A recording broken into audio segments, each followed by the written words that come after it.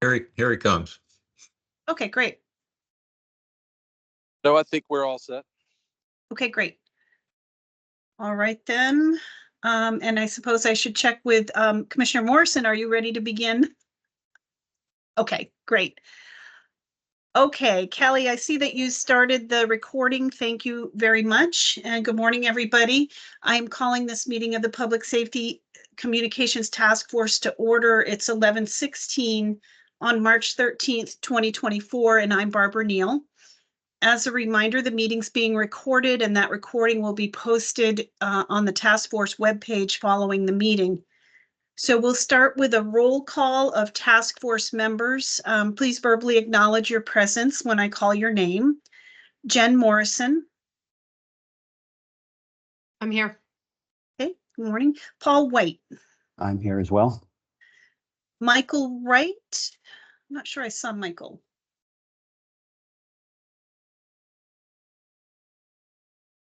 Not just yet, looks like. Okay. Ron Kumitz. I am here. Morning. Jim Mack. I'm here. Okay, let me just check, make sure I didn't miss any task Barb, you've got force. both your mics now. Both the What's mics that? are on. Both mics are on Mike now. Dunges is here. Both mics are on. Okay, good morning. Michael Wright, could you just acknowledge your presence, please? I am here. Good morning. Morning. Mike Dunges. I am here as well. Good morning. Okay, excellent.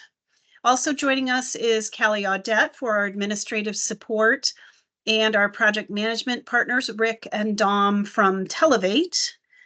And we have some members of the public also present. So I'll give everybody an opportunity to introduce themselves. We'll start with you, Kim Cheney.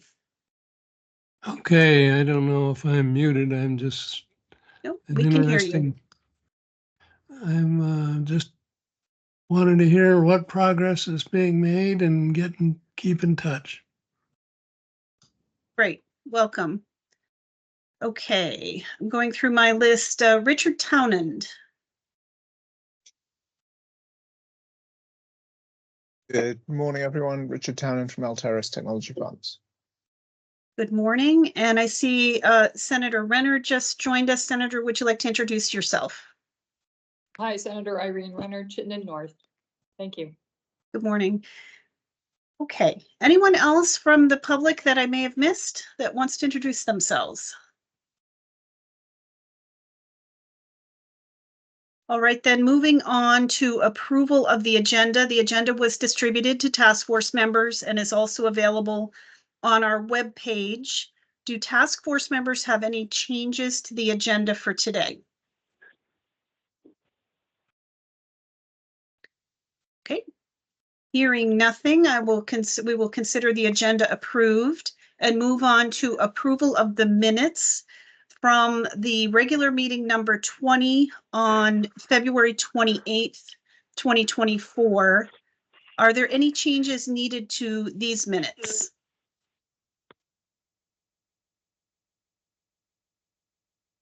Okay, hearing nothing, is there a motion? I'll make a motion then to approve the minutes from February 28th. Is there a second? Second. Any discussion?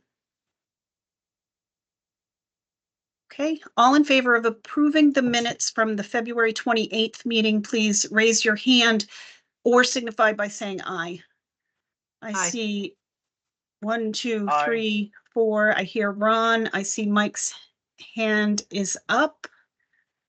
The minutes from February 28th are approved. Okay, moving on to public comment. We'd like to allow 10 minutes in total for anyone wishing to comment. If you'd like to comment, could you raise your hand? And Stephen, I think you've joined us, so I'll assume you want to comment. I raised my hand, but you can't see it. Oh, yes, actually I can now. Thank you.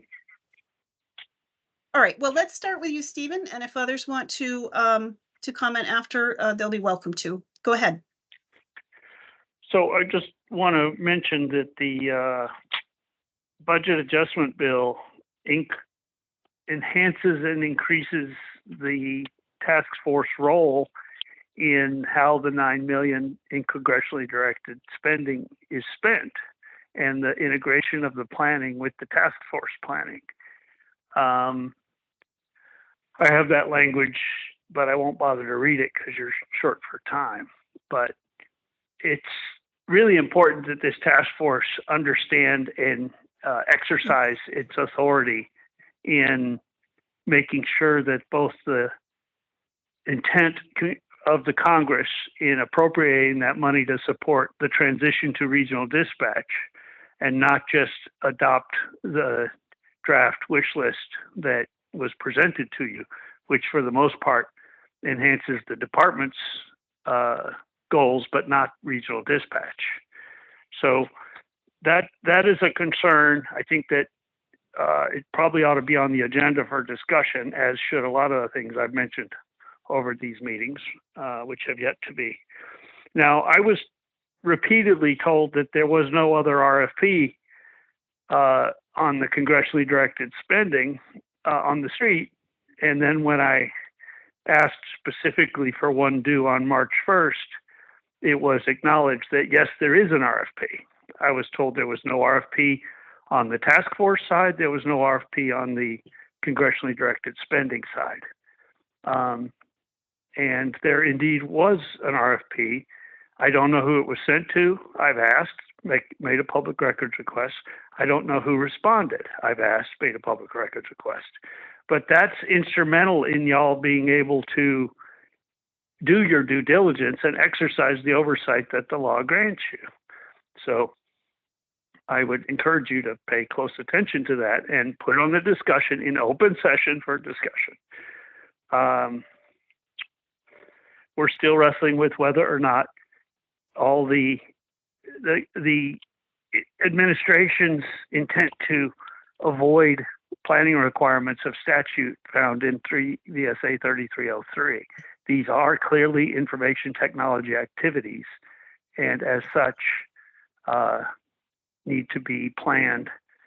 A business case, analysis of alternatives, a technology architecture review for anything over $1 million. And since it's $9 million. Now, Colebrook showed up at the last meeting, I think, Colebrook Dispatch or Northern Borders Dispatch. Their deadline for asking for Northern Borders grant, I believe, is day after tomorrow. And this task force probably, I don't see it on the agenda to discuss, but if they have money to plan, and they are currently a 911 dispatching center for Vermont, y'all should be crafting or adopting some interim standards to allow them to pursue that other own funding source and make sure that it's not conflicting with what the direction y'all are heading. Like I said, they have not had map display of our 911 system for as long as I'm aware of, and yet we claim to have a statewide dispatch for 911 Annie and Alley. There's also the 10-year telecommunications plan. A draft is out for comment, and it thoroughly implicates this task force's work. There's 3 hearings scheduled for the 18th, the 20th, and the 25th input sessions over Microsoft Teams. And I don't know who's in the meeting because I got in late, but I know Paul and others looked at the public safety elements that I put into testimony on the last iteration of the telecom plan, and they were all swept off the table or swept under the rug by then Public Service Department staffer who is now head of radio technology services. So again, there's a lot of work for y'all to do, and you need to do it actively and with discussion, and probably take longer meetings and create a record to make sure this stuff gets done. We still don't have a completed statewide communications interoperability plan.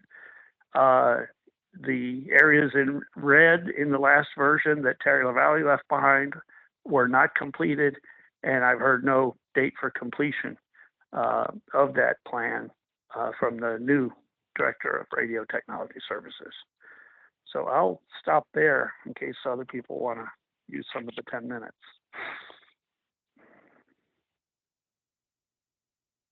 Thank you, Stephen. Is there anyone else wishing to comment from the public? Okay. All right, then. We will move on then to the next agenda item, which is the announcement of the System Planning Contract Award and introduction of new team members. So I am pleased to announce that we've executed the system planning contract with Mission Critical Partners. They've joined us today for introductions and initial comments about their work and their company. I'll mention here that we intend to call a special meeting of the task force for next Wednesday, the 20th of March, for the official kickoff with Mission Critical. Jen, Paul, and I have already had an opportunity to introduce ourselves to the Mission Critical team a little bit earlier this week. So at this point, I would like to ask other task force members to introduce themselves, give your name and the constituent group that you're representing here on the task force, and then we'll hand it over to the Mission Critical team for their introductions. So why don't we start with, I'm going to go in order on my list so I don't miss anyone. Let's start with Jim Mack. Jim Mack, Shelburne Dispatch. I represent the Vermont Law Enforcement, Chiefs of Police. Thank you, Jim. Michael Wright. Morning, Michael Wright, Chief and CEO of Calix Ambulance in St. Johnsbury, and I represent the Vermont Ambulance Association. Thank you, Michael. Mike Dungis. Mike Dungis, I am the Rutland City Mayor representing VLCT. Okay, and then we will go to Ron Kumitz. Hi, I'm Ron Kumitz. I'm the chief of the Alberg Fire Department, and I represent the Vermont State Firefighters Association. Thank you, Ron. And I think I got everyone here. So let me hand it over now to Mission Critical. Phil, I'm going to put the ball in your court and let you take it from here on your introductions. Okay. All right. Thank you, Barb. First, let me just up front apologize. I am mobile today, so I'm speaking on my phone. That's why my video has been truncated because of the capacity there. So hopefully everybody can hear me okay, but I apologize for not being on video. And then I'm at a conference today, so I will be having to jump off if the meeting runs a bit over today. But with that explanation up front, I am Phil Sisk. I have should be a familiar voice and name to the task force. I've been attending these meetings and observing the progress of the task force for quite a while, or since the beginning of it. And I just want to upfront say thank you for the confidence that you have given Mission Critical Partners in selecting us to be your teammate and partner on this very important and exciting project for the state of Vermont. Just briefly, I know everybody or the members of the task force had an opportunity to review the history of the company, but just briefly for everyone, Mission Critical Partners has been in existence for 15 years. We have conducted over 3,000 plus projects in the public safety environment in those 15 years. And we have about 200 subject matter experts that are full-time employees of the company. All that is the history that brings us up to this point today, which is as we start on this very exciting and important project for the state of Vermont. I have several members. I have several members of our team joining us today, but let me point out that this is not our entire team. The team will consist of various people who pick up certain responsibilities over the course of the project. And we have put together a team that is, I didn't count it before I joined the meeting, but they're going to be 15 plus subject matter experts participating in different phases of the project. So with that said, my role in the project going forward as a client service director will be to support Rance, who you'll get introduced to here in just a second, and make sure that he, as the project manager, is getting everything he needs from the company, and also making sure that we meet and exceed the expectations of the task force. That's my role in this project. So with that, I'm going to turn things over to Rance. Good morning, all. First of all, check my audio. Can you all hear me? Okay, Yes. Good. Yes, Rance Duffy. I am going to be your project manager for the task force. Tying on to what Phil just said, since he's working off his phone, we're working on technology, and my home internet has been down since Sunday, and I literally got it turned on 15 minutes before this meeting started. So, yay for technology, and that how great it goes. Anyway. I will be serving as your project manager for the team, but as the project manager, like Phil just said, I have Phil and everybody else you're going to hear from here in a moment, plus all the other team members that we have at MCP. As far as my background, about 37 some odd years in public safety, a lot of it in doing field service in the fire service and emergency medical services and emergency management, and of course 911 and emergency communications. Worked a lot of consolidation projects here locally in the state of Missouri is where I'm from. And also supplement that with a few of you saw me in my uniform when I was had to a member of the Missouri Army National Guard, still serving after 17 years. And that's just my extra work. I call it my part-time job. So I will pass off to Bonnie. Good morning, everybody. Thank you, Rance. So just, echoing everything Phil and Rance have said so far, it really is a pleasure and an honor to have you all, select us to be able to embark on this really, really important project. So my background and my role. So my role on this is a senior operations advisor. My role in MCP is our operations domain manager. So really focus on the PSAP operations element of this project and supporting Rance and whatever he needs there.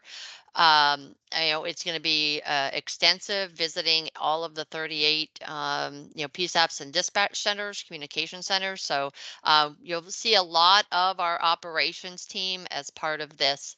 My background, 20 years in the PSAPs itself, from telecommunicator through executive leadership, dipped my toe into the consulting world back in 2010. So I'm in my 34th year in public safety communications. So with that, I'm going to pass it over to Scott Neal. Thanks. Excuse me. Thank you, Bonnie. Good morning, everybody. As Bonnie stated, my name is Scott Neal. I'm a senior vice president here at Mission Critical Partners. Currently, I lead our wireless communications team as well as our court technology teams here on this project. I'll be obviously focusing on the wireless communications piece. I have the pleasure of working with a team of 18 engineers and technical consultants in all things wireless communications, including land mobile radio, LTE. I've been with MCP. This is now my 10th year. From a background perspective, my background is more public safety operations. I spent 28 years with the Pennsylvania State Police as a trooper. I retired. I was a major in January of 15 and came to work for MCP. My last assignment in the Pennsylvania State Police, I was a director of the Bureau of Communications and Information Services, which oversaw the statewide radio operations of the Commonwealth of Pennsylvania and a number of other responsibilities there. I really look forward to working with the task force and all of your public safety stakeholders and citizens as we move forward to crafting assessing and crafting a plan for your public safety communications environment moving forward. Thank you.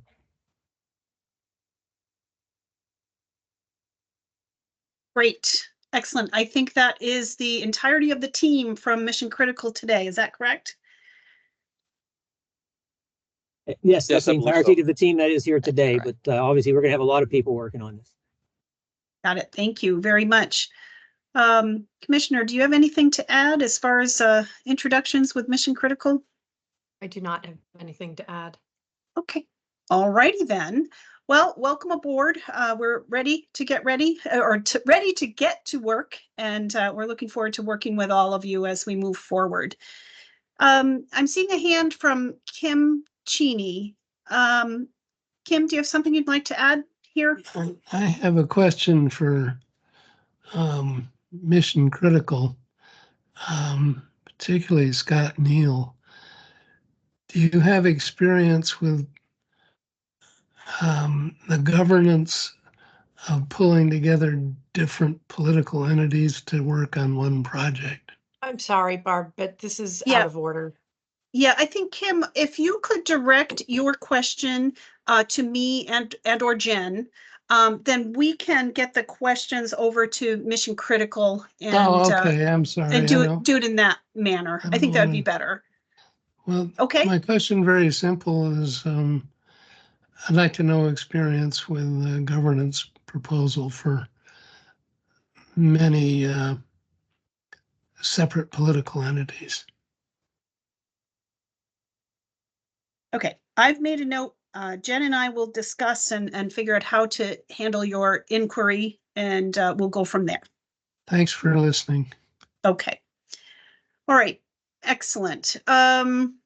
Let's move on then to project updates from the team at Televate. Dom? Sure. Thank you, Barb. And good morning, everyone. For a brief project update for this week, we have developed the first stakeholder update, which we developed an initial template for, got feedback from the task force members, and have completed the first update, which we will do on a monthly basis for the stakeholder updates. We also have produced our most recent status update, which we will also be doing on a biweekly basis. So twice a month we'll be doing those.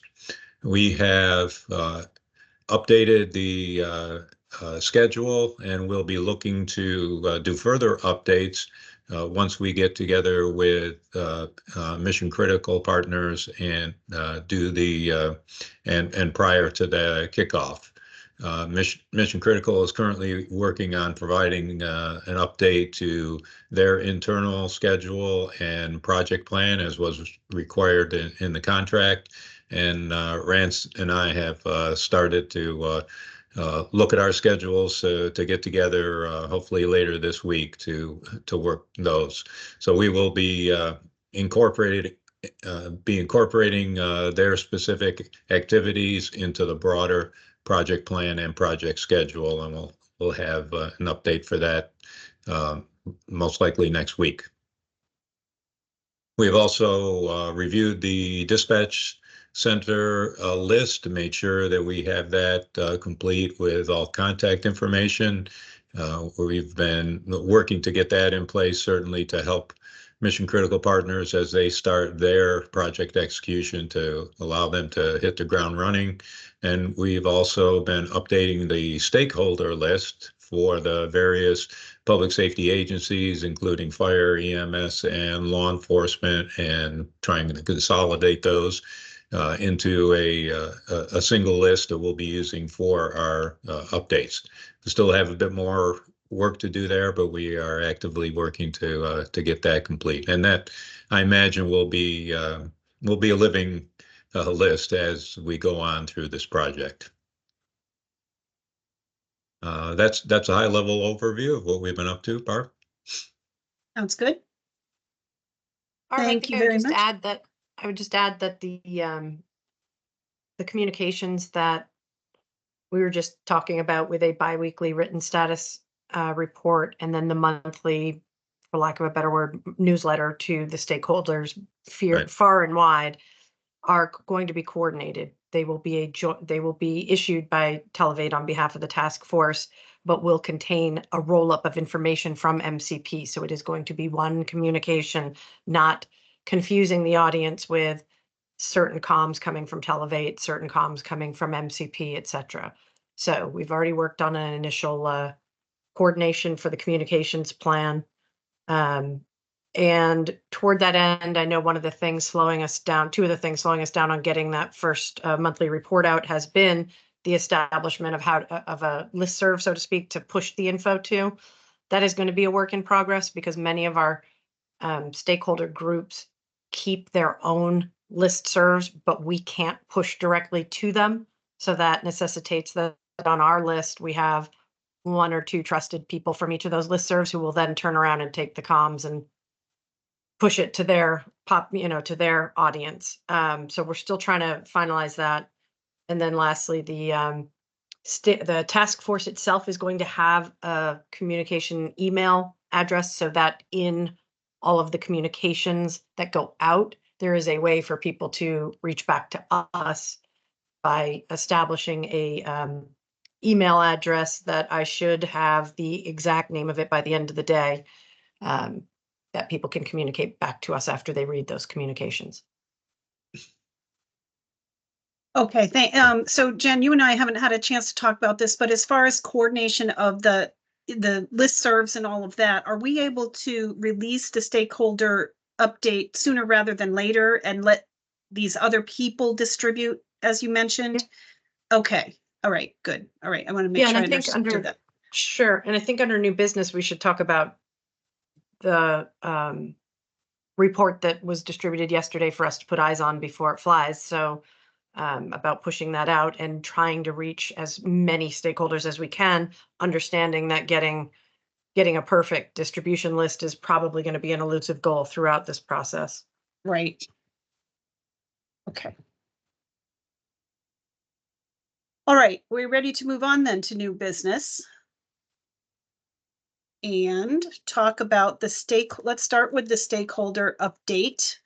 Jen already mentioned some of the things we're waiting on at this point. And I think we wanted to also discuss whether or to confirm that task force members generally agree on the format of the stakeholder update. And the expectation is we wouldn't have to have a formal approval process for every single update that goes out, though a draft would be distributed for like proofreading in advance. I'll open up the conversation with that and see what task force members feel about that process for the stakeholder update.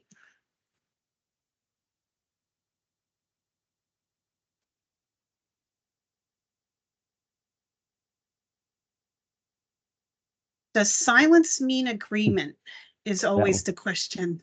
That was my understanding, is that we would get it maybe a day ahead of time to review, and if we see something horribly wrong, we would be up to us to flag it, but otherwise, if we say nothing, it will go out as planned. That was my perception as well. Mine as well. Yeah, me too. Excellent. That's how we'll proceed then. Is there anything else on the stakeholder update we needed to discuss?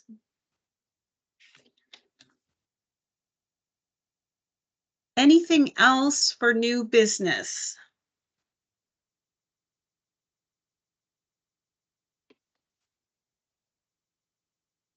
All right.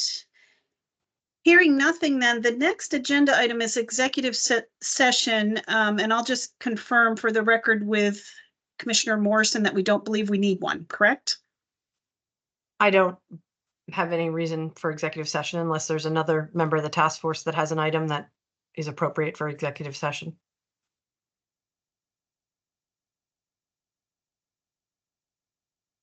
Okay, then. Fair enough. We're on to set the next meeting date and adjourn. So I mentioned earlier that we will be calling a special meeting of the task force for next Wednesday, the 20th, at our regular time, so 11:15, for the mission critical kickoff meeting. And I think we'll schedule the normal amount of time, 11:15 to 12:30 is our usual. Rance, will that give you sufficient time to do the kickoff meeting information? Yes, ma'am. I believe so. We were already designing it around that time frame. So okay. Excellent. So March 20th it is. Mark your calendars. Callie, if you could send an invite out and the usual stuff to everyone. And then our next regular meeting is already on the books for the 27th of March at 11:15. Paul.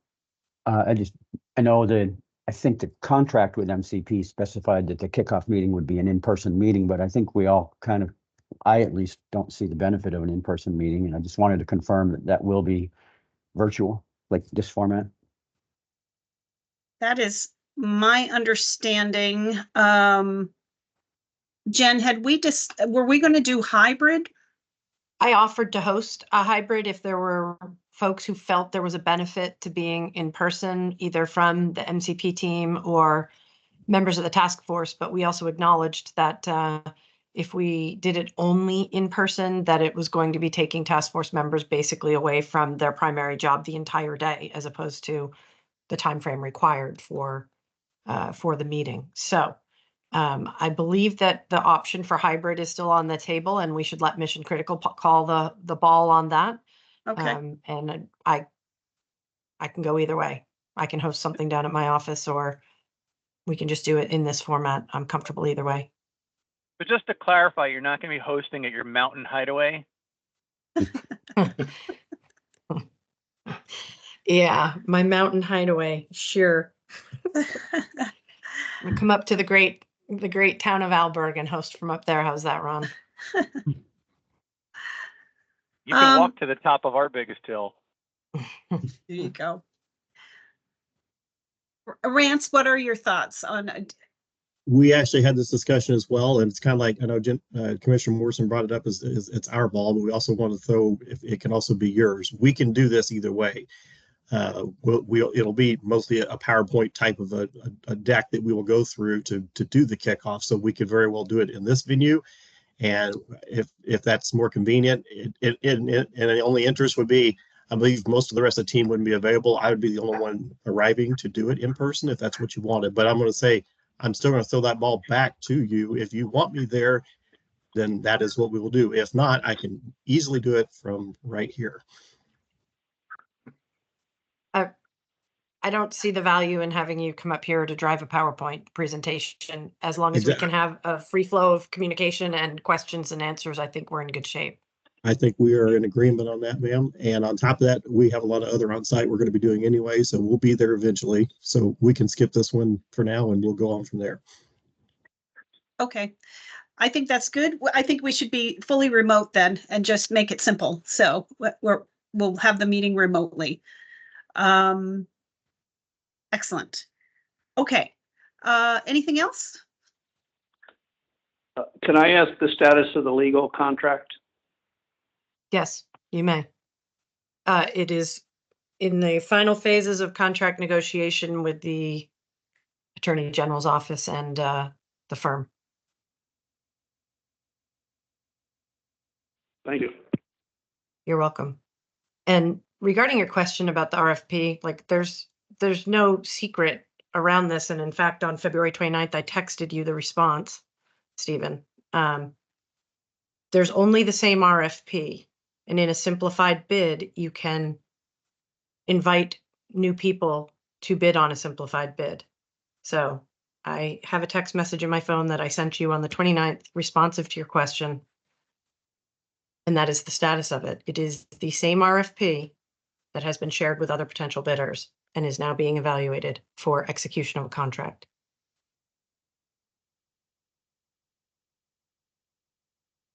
Okay. Anything else from task force members? All right. Is there a motion to adjourn? I will make a motion to adjourn. I heard Second. Ron first. Thank you, Jim, for the second. All in favor of adjourning today's meeting, please raise your hand or indicate by saying aye. Aye. I see task force members' hands all around. So the meeting today is adjourned. We'll see everybody next Wednesday at 11:15. Thanks to everybody for your time today. Thank you, Mission Critical, for being here. And we'll see everybody next week. Thanks so much. Thank you all. Thank you, All Barb. right. Thank you, everyone. Bye. Bye-bye. Bye.